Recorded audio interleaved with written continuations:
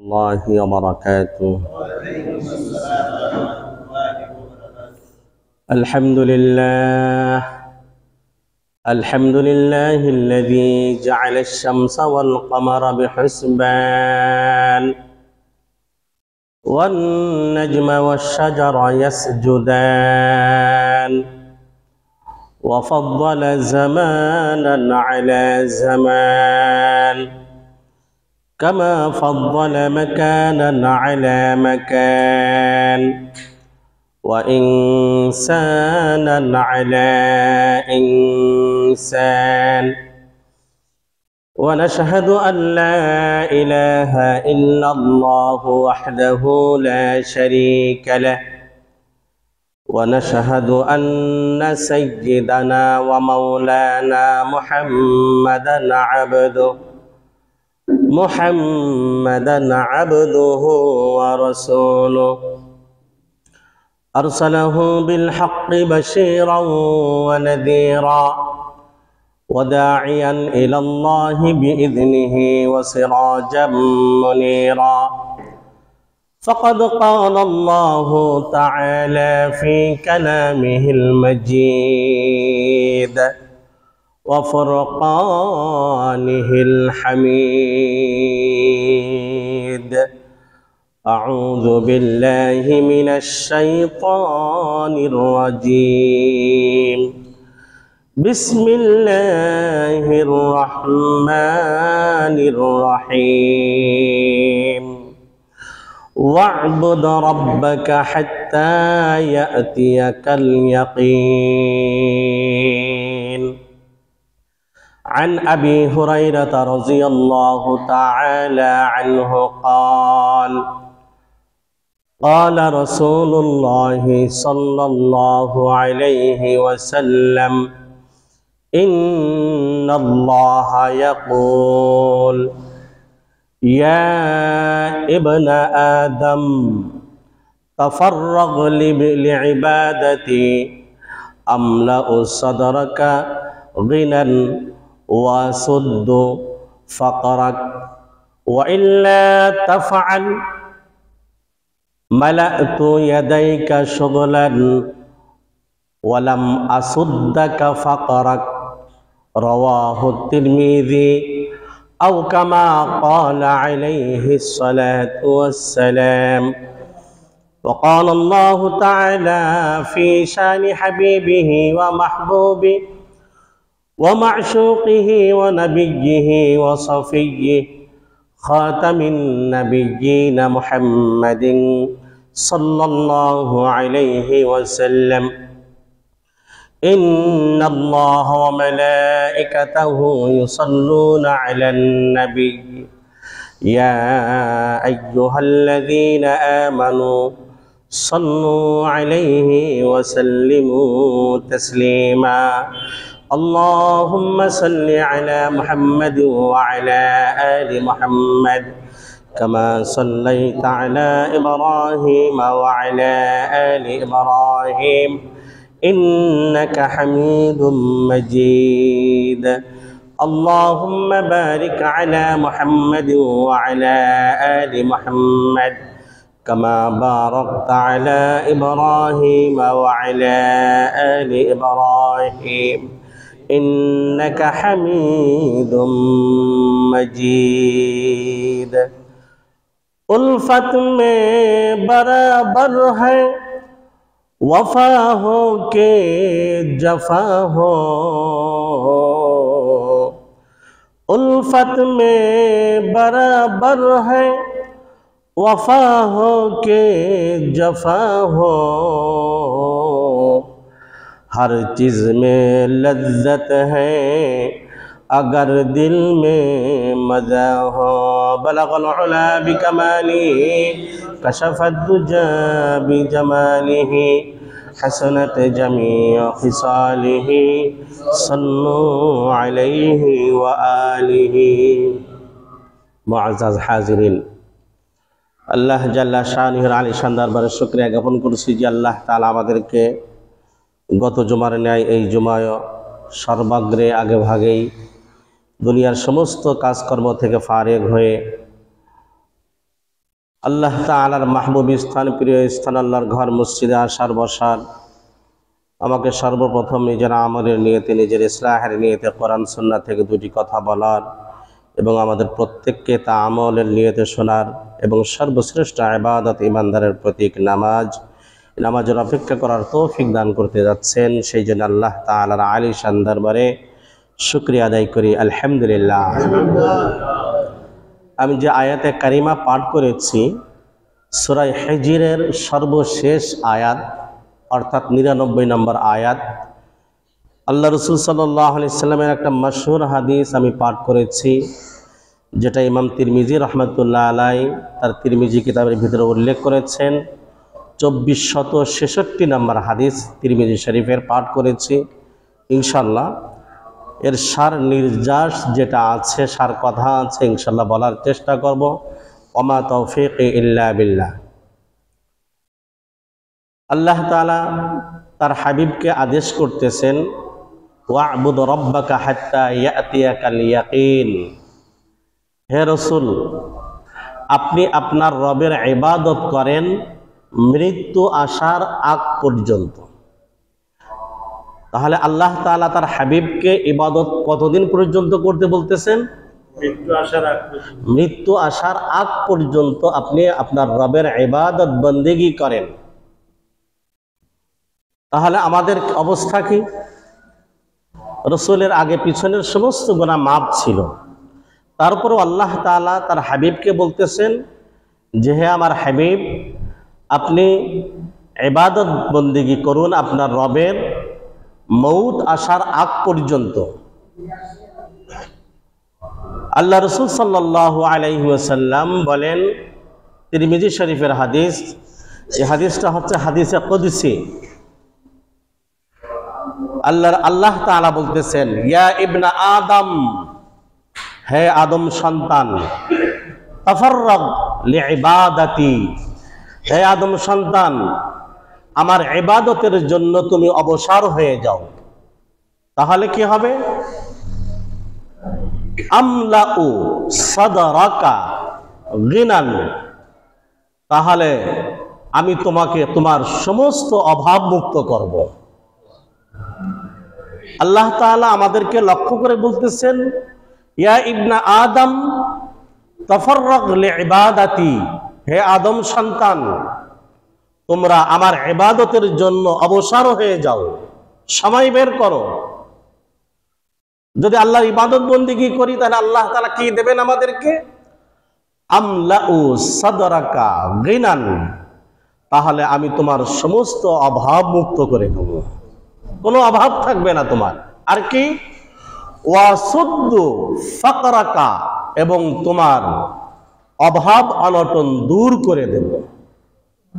ওয়াইল্লা তাফআল, যদি আমার ইবাদতের জন্য যদি অবসর না হও, শুধু দুনিয়ার কাজ, দুনিয়া দুনিয়া দুনিয়া। কিছু লোককে যদি বলি ভাই মসজিদে যে দেখি না, কাজে অনেক ব্যস্ত, অনেক ব্যস্ত, ব্যস্ততার কারণে নামাজ কালামও পড়তে পারি না। এই কথা আল্লাহ তাআলা বলতেছেন, ওয়াইল্লা তাফআল, যদি তুমি আমার ইবাদতের জন্য অবসর না হও, মালাতু ইয়াদাইকা শুগলান, তাহলে তোমাকে বিভিন্ন টেনশন, বিভিন্ন ব্যস্ততা দ্বারা আমি ভরপুর করে দেব, তোমার টেনশনই দূর হবে না। আর কি? ওয়ালাম আসুদ্দাকা ফাকরাকা, আর তোমার অভাব আমি কখনো দূর করব না। একটা হচ্ছে ধনী হওয়া, আর একটা হচ্ছে অভাব মুক্ত হওয়া। দুইটার ভিতরে পার্থক্য আছে। কোটি কোটি টাকার মালিক কিন্তু অভাব যায় না, এরকম আছে না নাই? আল্লাহর কাছে ধনী হওয়া চাওয়া না, আল্লাহর কাছে চাওয়া, আল্লাহ আমাকে অভাব মুক্ত করো, আমাকে অভাব মুক্ত করো। আমাকে কোটি কোটি টাকার মালিক দাও তা না, আমাকে অভাব মুক্ত করো। আল্লাহ তাআলা এই কথা বলতেছেন, আদম সন্তান, তুমি আমার ইবাদতের জন্য ফারেগ হয়ে যাও, অবসর হয়ে যাও, তাহলে কি হবে? আমি তোমার অভাব দূর করে দেব। আর কি? তুমি যদি ইবাদত বন্দেগী না করো, অবসরে না যাও ইবাদত বন্দেগীর জন্য, তাহলে আমি তোমার হাজারো টেনশন দিয়ে তোমাকে ভরপুর করে দেব, আর তোমার অভাব আমি দূর করব না। তাহলে অভাব দূর করার মালিক কে? আল্লাহ। কি করলে অভাব দূর হবে? ইবাদত বন্দেগী করলে। তিরমিজি শরীফের কত নম্বর হাদিস এইটা? 2466 নম্বর হাদিস। তিরমিজি শরীফের কত নম্বর হাদিস? 2466 নম্বর হাদিস। তাহলে অভাব মুক্ত যদি হতে হয় তাহলে আমাকে কি করতে হবে? আল্লাহর ইবাদত বন্দেগী করতে হবে। আল্লাহ তাআলা তার হাবিবকে বলতেছেন, আপনি মউত পর্যন্ত, মউত আসার আগ পর্যন্ত আপনার রবের ইবাদত করুন। ইবাদত কাকে বলা হয়? ইবাদত বলা হয় আল্লাহ তাআলার আদেশ নিষেধকে মানার নামে ইবাদত। আল্লাহ তাআলার আদেশ নিষেধ মানার নাম কি? ইবাদত। আল্লাহ তাআলা সুদ খাইতে নিষেধ করেছেন, আমি সুদ খাইলাম না, এটা ইবাদত। আল্লাহ তাআলা ঘুষ খাইতে নিষেধ করেছেন, আমি ঘুষ খাইলাম না, এটা ইবাদত। আল্লাহ তাআলা হালাল খাইতে বলেছেন, আমি হালাল খাইলাম, এটা কি? ইবাদত। অর্থাৎ আল্লাহ তাআলার আদেশ নিষেধ মানার নামই হচ্ছে ইবাদত।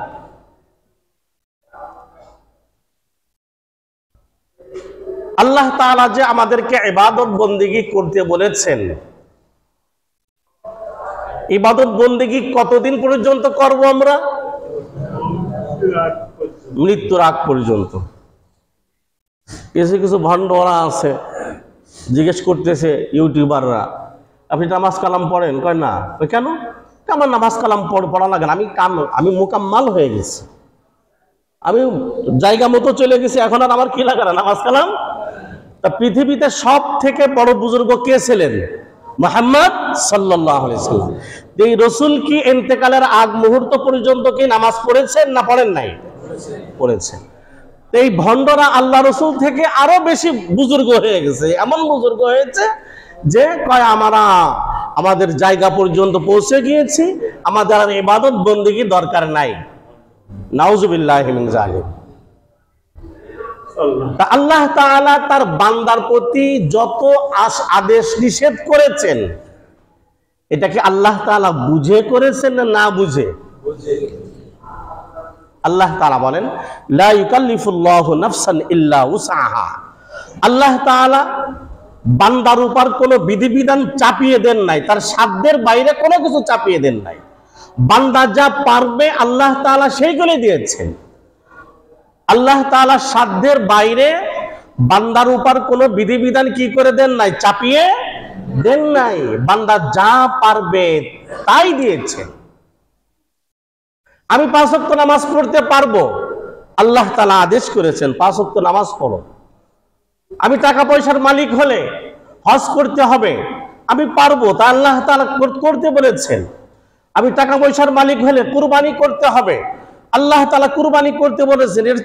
এটা আল্লাহ তাআলা আমার সাধ্যের বাইরে কোনো কিছু চাপাই দেন নাই। আমরা অনেকে আছি মনে করি যে ইসলামের কিছু কিছু বিধিবিধান আল্লাহ তাআলা তার বান্দাদের উপর জোর করে চাপিয়ে দিয়েছেন। নাউজুবিল্লাহ। আল্লাহ তাআলা কি কোনো বিধিবিধান আমাদের উপর জোর করে চাপিয়ে দিয়েছেন? কোনো কিছু না, কোনো কিছু চাপিয়ে দেন নাই। আর আল্লাহ তাআলা আদম সন্তানের জন্য যত বিধিবিধান করেছেন, এইটা কি এখন পরিবর্তন করতে হবে না আগের বিধিবিধানই মানা যাবে? আল্লাহ তাআলা সমস্ত বিধিবিধান মানা যাবে না, না পরিবর্তনশীল? এক এক সরকার একবার ক্ষমতায় আসলে এক একটা আইন পরিবর্তন করে, কিন্তু আল্লাহ তাআলার কোনো আইন কানুন কি পরিবর্তন করার দরকার আছে? কেন নাই? পরিবর্তন করতে হবে না, কারণ আল্লাহ তাআলার কোনো আইন কানুন, যেহেতু আল্লাহ তাআলা শুরু থেকে শেষ পর্যন্ত সবকিছু জানেন যে বান্দা এটা পারবে কি পারবে না, তাই আল্লাহ তাআলা ওই আইন কানুন বান্দাদের জন্য প্রণয়ন করেছেন। আল্লাহ তাআলা সূরা নূরের ভিতরে বলেন যে বিবাহিত নারী পুরুষ যদি জিনা করে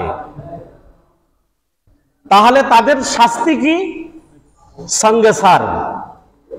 রজম, অর্থাৎ পাথর মেরে হত্যা করতে হবে, এইটাই হচ্ছে তার পাপের শাস্তি।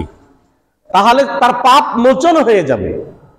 এই যে আল্লাহ তাআলা যে বিধিবিধানটা করেছেন, এই বিধানটা করেছেন বিবাহিত নারী পুরুষের জন্য, এর ভিতরে কল্যাণ আছে না নাই? আমাদের বুঝে আসুক বা না আসুক, এর ভিতরে বান্দার কি আছে? কল্যাণ আছে। কেউ কাউকে হত্যা করলে তার কিসাস হবে, অর্থাৎ তাকেও হত্যা করে দেওয়া হবে। আল্লাহ তাআলা বলেন অফিল কিসাসি হায়াতুন, যে কিসাসের ভিতরে তোমাদের জীবন থেকে গিয়েছে। অর্থাৎ একজন যদি আরেকজনকে হত্যা করে, আর তাকে যদি গুলিস্তানের চত্বরে নিয়ে তাকে যদি হত্যা করা হয়, গলা কেটে দেওয়া হয়, হাজার হাজার মানুষ দেখবে, বিভিন্ন টিভি চ্যানেলে দেখবে, দেখার পর সবাই সতর্ক হয়ে যাবে যে সর্বনাশ, ও ওকে হত্যা করেছে, তাই তাকে হত্যা করে দেওয়া হয়েছে রাষ্ট্রের পক্ষ থেকে। তাহলে তো এই কাম আর করা যাবে না। আল্লাহ তাআলা বলেন অফিল কিসাসি হায়াত, কিসাসের ভিতরে তোমাদের জীবন থেকে গিয়েছে। হাজারো মানুষের জীবন কিসাসের ভিতরে, কিন্তু আমাদের বুঝে আসে না। তা কোরআন সুন্নাহর যে বিধিবিধান আছে, এটা আমার বুঝে আসুক বা না আসুক, এইটা আমাকে মনে প্রাণে মেনে নিতে হবে। এটা আমাকে কি করতে হবে? মনে প্রাণে মেনে নিতে হবে, আমার বুঝে আসুক বা না আসুক। আল্লাহ তাআলা যত বিধিবিধান করেছেন বান্দার কল্যাণের জন্যই করেছেন। বান্দার অকল্যাণ হয় এরকম কোন বিধিবিধান আল্লাহ তাআলা তৈরি করেন নাই। বান্দা ইবাদত বন্দেগী করতে পারবে, তাই আল্লাহ তাআলা বান্দাকে ইবাদত বন্দেগী করার কথা বলতেছেন, যে তুমি আমার ইবাদত বন্দেগীর জন্য ফারেগ হয়ে যাও। এই যে কোরআনুল কারীম, এই কোরআনুল কারীম 30 পারা, এই 30 পারা কোরআনুল কারীম, এর ভিতরে কি কোনো কিছু পরিবর্তন করার দরকার আছে? আমি যদি মনে করি যে কোরআনুল কারীমের সব বিধিবিধান বর্তমান চলে না, তাহলে কি আমি ঈমানদার থাকবো না কাফের হয়ে যাব? বলেন না কেন? এই কোরআনুল কারীমের যদি একটা বা, একটা আলিফ, একটা লাম, এটা যদি অস্বীকার করি, আমার কি ঈমান থাকবে? এই কোরআনুল কারীমের ভিতরে যত বিধিবিধান আছে, এই বিধিবিধান কি কিছু কিছু পরিবর্তন যোগ্য? এরকম পরিবর্তন করতে হবে। ভালো করে খেয়াল করে আজকে বয়ানটা শুনবেন ভালো করে। যে আল্লাহ তাআলা যত বিধিবিধান করেছেন এই কোরআনুল কারীমের ভিতরে, সব বিধিবিধানই পালন যোগ্য, সব বিধিবিধান পালন করতে পারবে বান্দা, তাই বিধিবিধান করেছেন। বিদায় হজের ভাষণে আল্লাহ তাআলা রাসূলের উপর আয়াত নাজিল করলেন, সূরা মায়েদার 3 নম্বর আয়াত, আল ইয়াউমা আকমালতু লাকুম দীনাকুম ওয়া আতমামতু আলাইকুম নি'মাতি ওয়া রাদিতু লাকুমুল ইসলাম দীনা। আল্লাহ তাআলা তার হাবিবকে বলতেছেন, হে আমার হাবিব, আপনি এই বিদায় হজের ভাষণে ঘোষণা করে দিন, আল ইয়াউমা আকমালতু লাকুম দীনাকুম, আমি তোমাদের দিনকে আজকের দিনে পরিপূর্ণ করে দিলাম। আমি তোমার ধর্মকে আজকের দিনে কি করে দিলাম? ওয়া আতমামতু আলাইকুম নি'মাতি, এবং তোমাদের উপর আমার নিয়ামত পরিপূর্ণ করে দিলাম। ওয়া রাদিতু লাকুমুল ইসলাম দীনা, আর পৃথিবীর ভিতরে যত ধর্ম আছে সমস্ত ধর্ম বাদ দিয়ে এই ইসলাম ধর্মকে তোমাদের জন্য মনোনীত করলাম। ইসলাম ধর্মকে মনোনীত করেছেন কে? আল্লাহ। বিদায় হজের ভাষণে সূরা মায়েদার 3 নম্বর আয়াতের তাফসীর দেখেন বাসায় যে আল্লাহ তাআলা কি বলেছেন এখানে। তাহলে ইসলাম এটা হচ্ছে পরিপূর্ণ একটা জীবন বিধান। ইসলাম পরিপূর্ণ একটা কি বিধান? জীবন বিধান। কোনো কিছু পরিবর্তন করার কি নাই, অথবা রদ বদল করারও কোনো কিছু কি নাই, দরকার নাই। আল্লাহ তাআলা যার যতটুকু অধিকার দিয়েছেন সে ততটুকু অধিকারই পাবে। পুরুষকে যতটুকু দিয়েছে পুরুষ ততটুকু পাবে, মহিলাকে যতটুকু দিয়েছে নারী ততটুকু পাবে, গোলামকে যতটুকু অধিকার দেওয়া হয়েছে গোলাম ততটুকু পাবে, শ্রমিককে যতটুকু অধিকার দেওয়া হয়েছে শ্রমিক ততটুকু পাবে। মুসলিম শরীফের হাদিস। এই হাদিসটা মানলে পয়লা মে পালন করা লাগে না। আল্লাহ রাসূল বলেন, আতুলা আজিরা আজরাহু ক্বাবলা আন ইয়াজিফা আরাকুহু, যে তোমরা তোমাদের শ্রমিকের গায়ের ঘাম শুকানোর পূর্বেই তাদের পারিশ্রমিক দিয়ে দাও। মুসলিম শরীফের হাদিস। তোমাদের শ্রমিকের শরীরের ঘাম শুকানোর পূর্বেই তাদের কি দিয়ে দাও?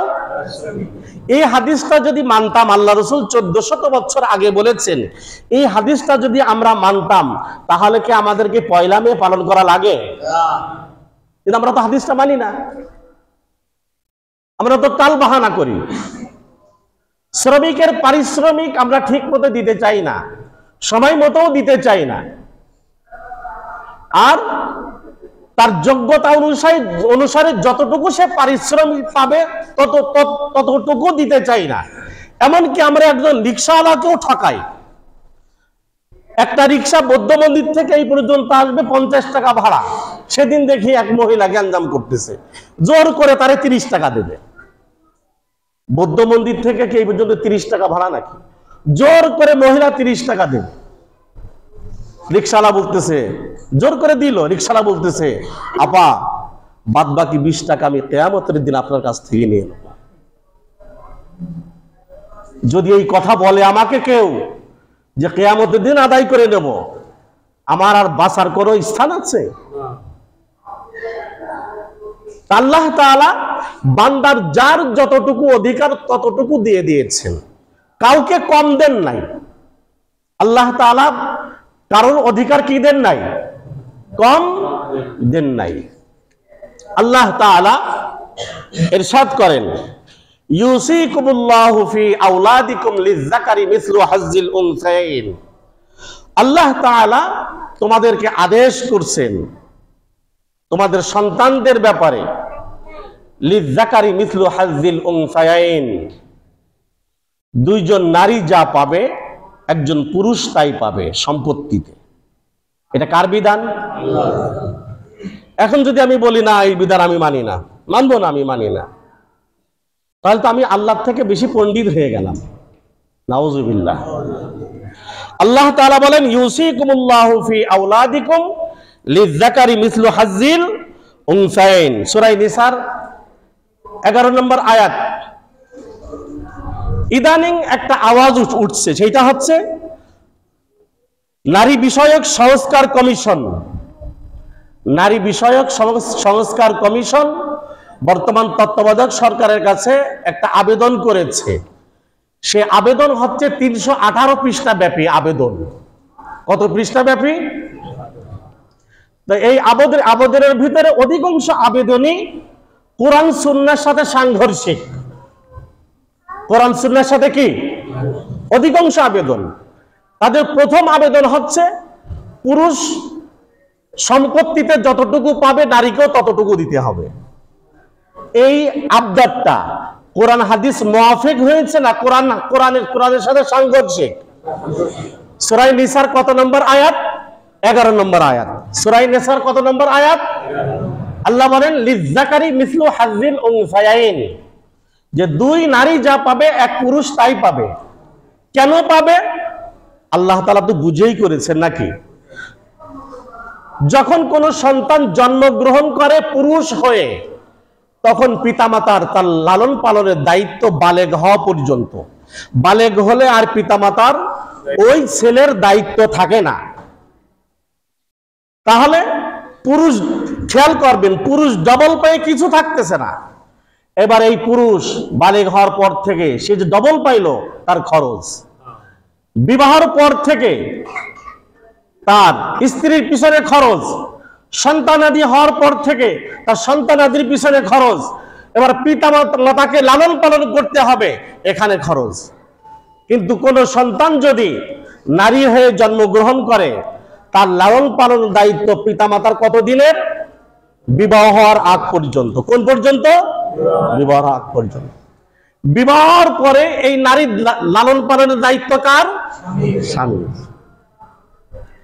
তাহলে এই নারীর বালেগ হওয়ার পরেও তার কোনো সম্পদ খরচ হচ্ছে না, বিবাহের পরেও কোনো সম্পদ খরচ হচ্ছে না, তার সন্তান জন্ম নেওয়ার পরও সন্তানদের পিছনে তার কোনো সম্পদ খরচ হচ্ছে না, তাহলে তার অর্ধেক পেয়ে তার সব থেকে যাচ্ছে, আর পুরুষ ডবল পেয়ে তার কিছু কি থাকছে না। তা এবার বলেন দেখি, ডাবল বেশি না অর্ধেক বেশি? অর্ধেক বেশি, ডাবল বেশি না, অর্ধেক বেশি। নারীকে অধিকার বেশি দেওয়া হয়েছে আর পুরুষের দায়িত্ব বেশি দেওয়া হয়েছে। আমি ইনশাআল্লাহ আগামী জুম্মায় বিস্তারিত বলবো এটা। তো এই যে নারী কমিশন সংস্কার,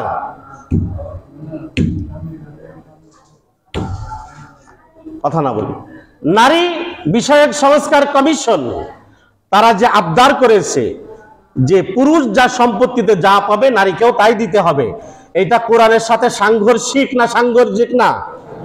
অবশ্যই সাংঘর্ষিক। এটা কি আমরা মানি না। দ্বিতীয় নাম্বার, আর একটা আবেদন জানাইছে, এটা হাস্যকর, পাগলও এটা বোঝে যে স্বামী যদি তার স্ত্রীর সাথে জোরাজুরি করে দৈহিক সম্পর্ক গড়ে তোলে তাহলে এটা বলা হবে বৈবাহিক ধর্ষণ। এটা কি ধর্ষণ? কত বড় পাগল দেখছেন, এরা পাগলও না ছাগলও না, এরা এটা নাকি বৈবাহিক ধর্ষণ। আশরাফ আলী থানভী রাহমাতুল্লাহ আলাইহি উনি কিতাবের ভিতরে লিখেছেন, এই পর্যন্ত শোনা গিয়েছে যে স্বামী তার স্ত্রীকে শারীরিক সম্পর্ক করার জন্য আবেদন নিবেদন করেছে, কিন্তু কোন নারী তার স্বামীকে এই পর্যন্ত বলে নাই যে তুমি আমার সাথে শারীরিক সম্পর্ক করো। যদি বলে থাকে এগুলি আছে তাসলিমা নাসরিন মার্কা।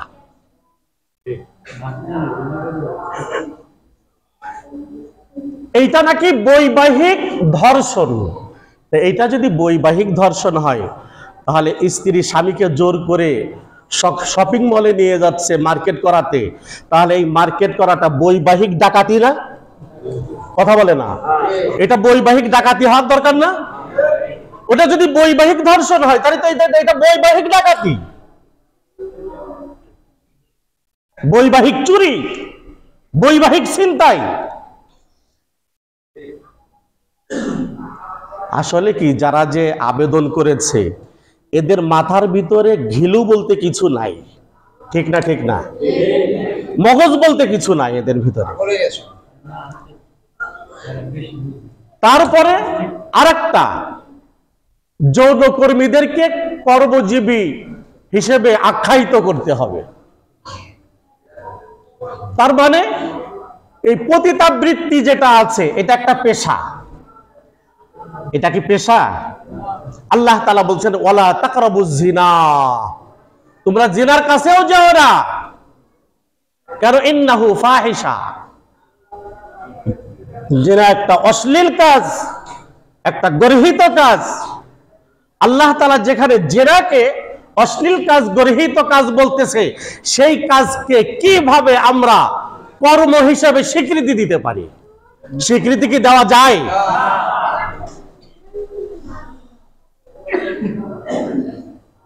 তারপরে সংসদে সংরক্ষিত আসন পুরুষের যেরকম 300 আছে, মহিলাদেরকে 300 দিতে হবে। আরে কত নম্বর পাগল এইটা! সংরক্ষিত আসন মানে কি বুঝেন? সংরক্ষিত আসন মানে কি? এগুলি দেওয়া হয় তাদেরকে। এবার যদি প্রতিযোগিতা হয়, 300 আসনে 300 আসনের প্রতিযোগিতা হয়, এই মহিলারা পাবে? আসন পাবে? পাবেন? মোটেও পাবে না। এটা তো সংরক্ষিত আসন, 30টা দেওয়া আছে। এখন চাই 300, 300, 600, মহিলাদের জন্য 300, পুরুষের জন্য 300। যাই হোক, এরকম অনেক কথা আছে নারী বিষয়ক সংস্কার কমিশনে, অনেক কথা যেগুলি কুরআন সুন্নাহর সাথে সাংঘর্ষিক। এগুলি কি আমরা মানি? এগুলি কি আমরা মানি? কোনদিনই কি মানব? কুরআন সুন্নাহর সাথে যা সাংঘর্ষিক হবে কোন মুসলমান কোনদিন মানতে পারে না। যার ভিতরে যার্রা পরিমাণ ঈমান আছে, বিন্দু পরিমাণ ঈমান আছে, সে কুরআন হাদিসের বাইরে যেতে পারে। এগুলিকে আমরা ধিক্কার জানাই যারা আবেদন করেছে। ধিক্কার জানাই এবং তাদের স্পর্ধা কত যে কোরআন সুন্নাহ বিরোধী আবেদন করেছে তারা, তাদের দৃষ্টান্তমূলক আমরা শাস্তিও চাই। ঠিক আছে তো? আল্লাহর থেকে বেশি বোঝো, তাই না? রসুল থেকে বেশি বোঝো? পাগল ছাগলের দল সব। কথাগুলি দেখছেন, এই কথাগুলির কোন আগামাতা আছে? আল্লাহ তাআলা নারী হোক, পুরুষ হোক, গোলাম হোক, আজাদ হোক, যেই হোক, প্রত্যেকের যে অধিকার দিয়েছেন, এটা কি ঠিক মতো দিয়েছেন না কম বেশি করেছেন? ঠিক মতো দিয়েছেন, ঠিক মতো দিয়েছেন, কারোরটা কম বেশি করেন না আল্লাহ তাআলা। আল্লাহ তাআলা জানেন, সব কিছু জেনে বুঝেই আল্লাহ তাআলা সব কিছু করেছেন। সেই জন্য এই সংবিধান আর পরিবর্তন করা যাবে না। এইটার ভিতরে কোনো পরিবর্তন নাই, এটার ভিতরে কোনো কি নাই। কেউ যদি বলে জানা কিছু পরিবর্তন করার দরকার আছে, এই কথা বললে কি তার ঈমান থাকবে? থাকবে না, ঈমান থাকবে না। দরবেশ বাবার কথা বলতেছে, আবার দরবেশ বাবা বলছে যে কোরআনে সমস্যা সেরকম নাই, হাদিসে অনেক সমস্যা আছে। দরবেশ বাবারে চেনেন না? দরবেশ বাবা বলেছিল এই কথা একটা সেমিনারে, যে হাদিস যেটা আল্লাহ রসুলের হাদিস, সহিহ হাদিস, তার ভিতরে সমস্যা থাকবে কিভাবে? সেই জন্য আমরা এই কোরআনকে আঁকড়ে ধরবো তো ইনশাল্লাহ। আল্লাহ রসুল বলতেছেন যে তোমরা যতদিন এই কোরআন এবং সুন্নাহ আঁকড়ে ধরবে, ততদিন তোমরা পথভ্রষ্ট হবে না। ততদিন তোমরা কি হবে না? আর এই কোরআন সুন্নাহ তোমরা ছেড়ে দিলেই তোমরা পথভ্রষ্ট হয়ে যাবে। সেই জন্য আমরা পথভ্রষ্ট হব না কোরআন সুন্নাহ আঁকড়ে ধরবো? আল্লাহ তাআলা তৌফিক দান করেন। নামাজ কালাম 5 ওয়াক্ত পড়ব তো ইনশাআল্লাহ, জামাতের সাথে পড়ব তো ইনশাআল্লাহ। আল্লাহ তাআলা তৌফিক দান করেন। আখিরু দাওয়ানা আলহামদুলিল্লাহি রাব্বিল আলামিন। যাদের সুন্নাত বাকি আছে 4 রাকাত পড়ে নিও।